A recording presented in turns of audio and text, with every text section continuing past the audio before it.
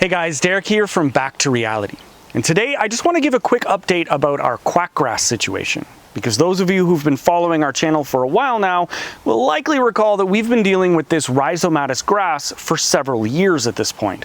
And unfortunately, our usual method of dealing with weeds has just not been effective. For example, we typically cover our growing area with a thick layer of organic plant matter, usually in the form of old spoiled hay, but we also use fallen leaves, grass clippings, wood chips, and most recently even sawdust. But the quackgrass seems to be, at best, completely undeterred by our mulching, and at worst, even seems to thrive as a direct result of it. You see, because the mulch smothers out pretty much all of the other weeds while allowing the quackgrass to pass through, it essentially acts like a filter, removing the competition and giving the quackgrass free rein. Now, if you missed our previous videos on this topic, as usual, I've placed some links in the description. And for full context of what we're up against, I really do think it's best if you watch them first. In particular, I'd recommend this video, where we went into a lot of detail about what quackgrass is, how it grows, and why it's such a huge problem in the garden. Plus, we also laid out our plan for how we intended to tackle this challenge over the following seasons.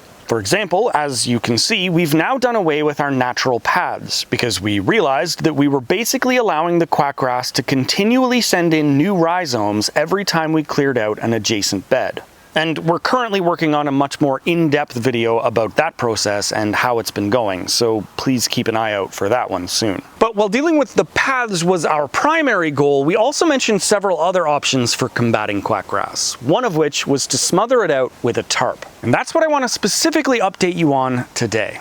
Now, when trying to kill weeds and grass with a tarp, there seem to be two different methods: using an opaque tarp to block the sunlight, or using a transparent tarp to intensify it. That second option is called solarization, and it essentially uses the greenhouse effect to heat the ground so much that the weeds, seeds, and rhizomes are killed off. From what I gather, this is an incredibly effective solution, but it works best in warmer climates. So, since we live up here in Canada, we decided to go with the other option and block the sunlight instead. From what I understand, the basic idea is to use a dark-colored tarp because it absorbs enough heat from the sun that it creates a warm, moist environment underneath. This causes any weed seeds to quickly germinate, but because no actual sunlight passes through, they just as quickly begin to die off. Depending on your type of climate, tarp, and weeds, this could take anywhere from 6 weeks to 6 months. But in the case of quackgrass, with their tough nutrient-storing rhizomes, we felt pretty confident that it would sit at the higher end of that time spectrum, and then probably quite a bit further again. So rather than take any chances, we planned for at least an entire season, and more likely an entire year. Now, we've previously hesitated about using this method for a few different reasons, not the least of which is the amount of time it takes. Plus, one of the best tarps to use for this approach seems to be a black and white silage tarp, a durable plastic film that's usually used to wrap large piles of hay for storage. And unfortunately, they can cost hundreds of dollars. Not the end of the world if we knew it would work, but against our quackgrass, we figured it would still be a bit of a gamble. And the final reason is because we typically try to avoid single-use plastic, especially in our garden. And so we'd rather not buy a huge plastic tarp, knowing that while we might keep it around for a few years, it would eventually have to spend a few centuries in a landfill. But luckily, we were able to find a bit of a workaround for all of those problems. First, we contacted a nearby farmer and asked if we could buy a used tarp that he was ready to throw out. We figured that if it was destined for the landfill anyway, we might as well get another season out of it first. And to our delight, not only did he have a number of huge, well-used pieces, but he was also more than happy for us to take them away for free, rather than him having to cart them off to the dump. So we brought them home and began laying them out on 3 of our garden beds, as you'll recognize from our usual layout. By last spring, this bed was so full of quackgrass that it was a complete lost cause anyway. So having it out of commission for a season was pretty much already a certainty. And then these 2 beds were also good candidates for the silage tarp experiment because we were planning to use them for squash and other plants that required a large spacing. So we decided to cover them up and then cut small slits just big enough for our transplants to go through. That way we could keep the beds covered while still being able to use them. Problems solved. But to find out if it would actually work, only time would tell.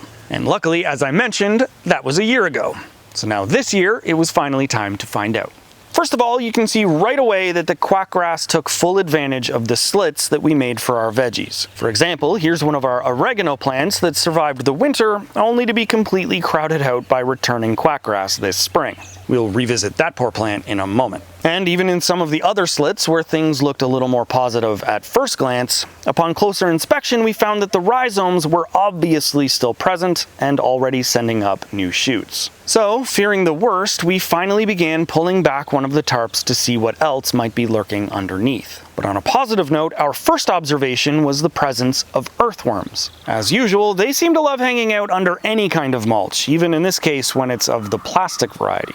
But unfortunately, they weren't the only ones tunneling around, because we also noticed plenty of signs of vole activity. As a bit of a side note, we've also been covering the construction of our garden fence in several other videos. As usual, links in the description. And though small rodents were never the primary target, we had hoped to at least slow them down a bit. And I'm beginning to think that we may have succeeded spectacularly. Except that we may have also accidentally trapped some of them on the wrong side of the fence. But that's a story for another video.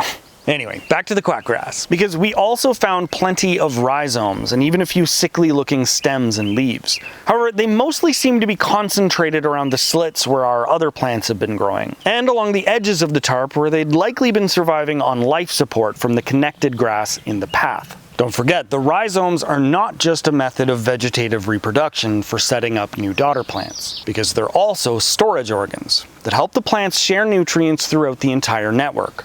Oh, and remember how I said that we'd revisit that poor oregano plant? Well, once we removed the rest of the tarp, I decided to transplant this little guy to a different part of the garden. But first, I had to ensure that none of the quackgrass came along with it. So while I've sped this clip up quite a bit, I think it should still give a pretty good idea of just how problematic these rhizomes can be. As you can see, they've easily worked their way through the entire root ball of the oregano, thanks in no small part to their needle-sharp tips. And since they not only hog nutrients, but also release alleliopathic chemicals that inhibit the growth of other plants, it takes very little time for them to completely take over and smother out the competition. So after about 10 minutes of this, here's what remained of the oregano, and here is all the grass and rhizomes that I pulled out of it. Now multiply this by every plant in the garden and you'll start to understand why quackgrass is considered a widespread and serious weed, which is traditionally one of the most difficult weeds to control. However, luckily, in the center of the bed, further from the edges and slits, things looked much more promising. There were certainly still a few rhizomes here and there, but nothing that couldn't quickly and easily be removed by hand. And so next, we pulled back the tarp on the larger bed that had been completely taken over by quackgrass. This bed is about twice as wide as the previous one, and the tarp had no slits. So we figured this would be a better example of the best case results we could expect from a silage tarp on a larger growing area.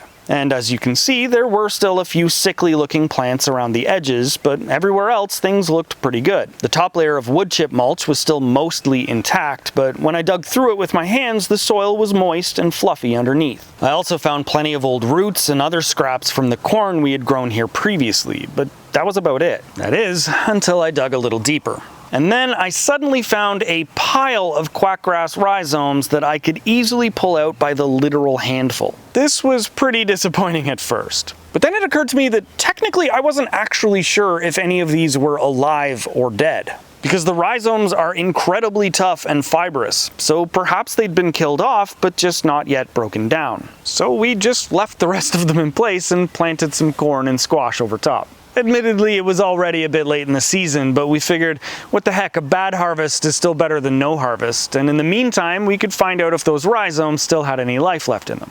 And now, a few weeks later, let's go have a look. As you can see, the corn is now coming up through the wood chips, and the transplanted squash is doing fine as well. And shockingly, other than some vetch and a few other minor weeds, the rest of the growing area is looking pretty good. But most importantly, it's virtually free of quackgrass. And over in the smaller bed, we do have some quackgrass popping up around the new veggies we planted. So we'll have to keep pulling those as they appear. But at the moment, it's looking like we might finally have gotten ahead of it. So in conclusion, a silage tarp may not be 100% perfect, and it definitely takes a long time, an entire year in our case. But if you're plagued with quackgrass like we are, then it might still be worth a shot. Especially since, as it turns out, you can continue to grow some veggies through the tarp while you wait. Oh, and I should note that for the time being, we do still have one bed fully covered, except for some lemon balm plants. And we left the bulk of that larger bed covered as well, at least until we can determine if those rhizomes are for sure dead. And finally, don't forget to keep an eye out for our upcoming video about the sawdust paths and how they've done against the quackgrass as well. But in the meantime, thanks for watching, and we'll see you soon.